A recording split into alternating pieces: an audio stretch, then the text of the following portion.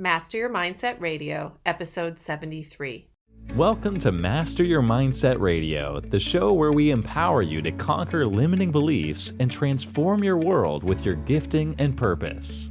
Now for your host, Elizabeth Nader. Hi friends, welcome back to another episode. I just want to take a moment to thank you, all of my loyal listeners. I appreciate you guys, and we have reached 6,000 unique downloads so far, so it's really exciting to be able to talk to you each week. I hope I give you just a little bit of a shot in the arm as it comes to mindset issues and anything I can do to encourage you as you follow your purpose. Today's episode is about owning your muchness. Your muchness. Isn't that a great word? I have a coach I work with, Rich Keller, who is an amazing guy. And he always says to me, you need to own your muchness. He says that all the time. It fits his personality perfectly.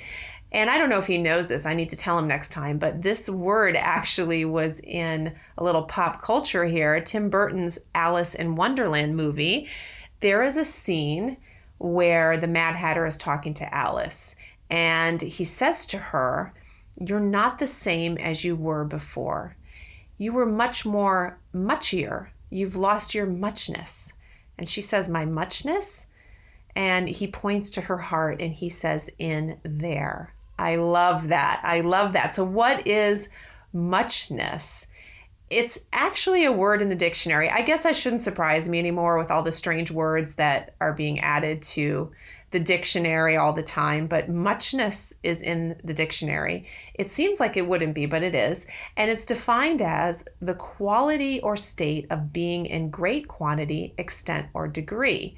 So in relation to that interaction in the movie between Alice and the Mad Hatter, I guess it just refers to something within Alice, right? Her heart, her spirit, her uniqueness, something that she had lost since the last time the Mad Hatter was with her. It's that essence. It's the uniqueness. It's who you are. It's what you were created to be.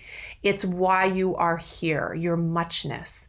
And here's what's ironic about your muchness is that I believe it's in you when you're born. I believe that as children, we have some connection to it, although we don't have the language necessarily to say that. And that is the thing, our muchness, that gets attacked as we grow up. That is the thing that we tend to mute, our muchness. That is the thing around which we build limiting beliefs, so much so that we can no longer find our muchness. But yet, that is the thing we are supposed to bring to the world. That is the thing or things that is attached to our purpose and our uniqueness and why we were created on purpose for a purpose. We need to be embracing and owning our muchness. And a lot of us don't. So when you think back to your childhood, a lot of times by doing that, you can find some of that muchness. Because listen, as adults, we become muted, right? As adults, we start to walk away from our muchness, or we're told to. I remember that in corporate America.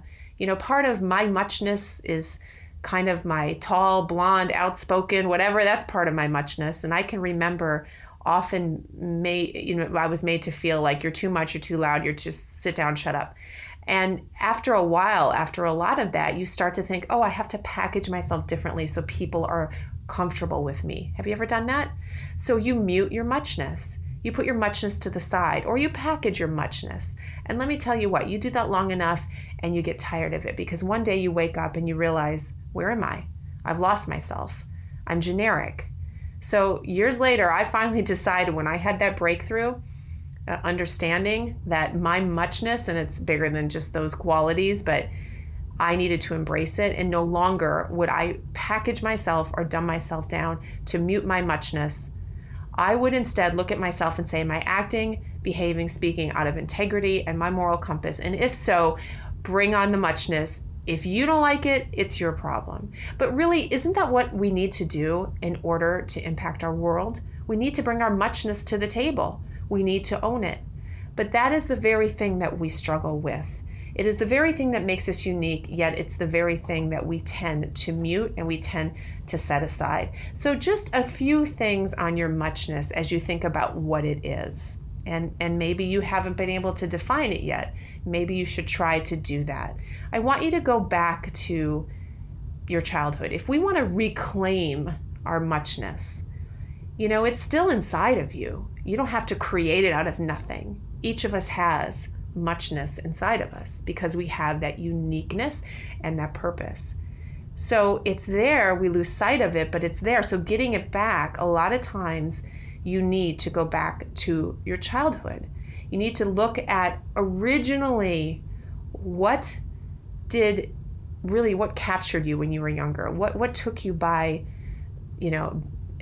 just took your imagination, I should say. What was it that made you think, wow, I'm unique? Because by the way, you did think that at one point before you were told not to think that. What attitudes and beliefs did you hold when you were younger? What did you think about? What did you dream about? What did you think you would be when you grew up? A lot of clues to our muchness is in our childhood because we thought more purely, right, before we got hurt by the world. And some of us got hurt younger, some of us got hurt older, but we do have these series of traumas and hurts and pains and things that people tell us that make us question ourselves and make us mute our muchness. So what did you think you would be when you grew up? So what were you like when you were younger? Can you reach that? Can you come into contact with that? That's a huge clue to your muchness. And then at some point, you stopped doing that. You stopped doing that or other things that grew naturally out of your muchness, and for some reason you muted it. So take that time, first of all, in reclaiming your muchness to identify it. And if you don't know what it is, go back in time. Think about who you were before the world told you otherwise. There are many clues there to your muchness. So when you've done that, you've got to revisit then what matters most to you. Now you may have a fresh perspective, right, about your muchness. So what matters most to you? What about your muchness is important? What about it do you see has the potential to change the world around you? What about it, if you embrace, you will feel more whole? Because when we mute our muchness, when we don't own our muchness, we don't feel whole as a person. We know that something is missing. So I think you've got to look at it. You've got to decide what it is. You've got to do the work and the journey back to think, who was I before the world told me otherwise? What limiting beliefs have I placed around my muchness? And am I willing to do the work to remove those limiting beliefs and allow my muchness to shine through? Take the time to create a plan. Take the time to say, how will I begin to awaken my muchness? How do I allow it to shine through? What steps do I have to take? And it may be as big as a career change. That may be a step you have to take because maybe in your career, you're not able to fulfill your muchness. Maybe you're in the wrong relationships. Maybe you're going down the wrong path with friends. Maybe you aren't surrounded by the people that allow you to bring out your muchness. If you're constantly around people that try to package you and mute you, you've got to change your environment. You need to be around people who celebrate or would celebrate your muchness if you brought it to the table. And then think about how that could change your world. If you are operating from purpose, if you are walking in your muchness, how would your world change? How would you help people? How would the uniqueness of who you are and why you were created the way you were, how would that change your world around you?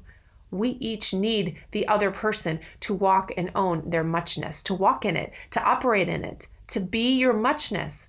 If you don't do that, then you miss that opportunity to change your world for the better. Because isn't that what we're all here for? I need you to do that. You need me to do that. So let's own our muchness. I want you to remember that word. I want you to remember that that is the spark inside of you that makes you who you are, and no one else has your muchness. And I want you to know that even if there's pain surrounding that, even if you've been told not to be that way, even if you've been put down, sidelined, muted, silenced, whatever that looks like, it's time for you to own your muchness. It's time to get it back. The world right now seems like a dark place at times. The light of your muchness can change that. Honestly, it can change everything, not only for you, but for those people that you want to impact. You need to figure out what it is, reclaim it, and with absolutely no apology, you need to own your muchness. I love that word now. I think I've overused it in this podcast, but you'll never forget it, will you? Think about it, guys. I hope you have a great week. I hope you spend time thinking about who you were before the world told you otherwise. And I pray that all the decisions you make this year, all the strategic decisions you make, come out of a place of owning your muchness, because your muchness and my muchness are beautiful, God-given, and so important for this world. Have a great week. Talk to you guys next week. Thank you for listening to Master Your Mindset Radio. Before you go, if you want to be part of a free online community of like-minded individuals for support, resources, and inspiration as you conquer your limiting beliefs and pursue your purpose, go to elizabethnader.com/community. That's elizabethnader.com/community, or search for Master Your Mindset Academy private group on Facebook. Looking forward to seeing you online.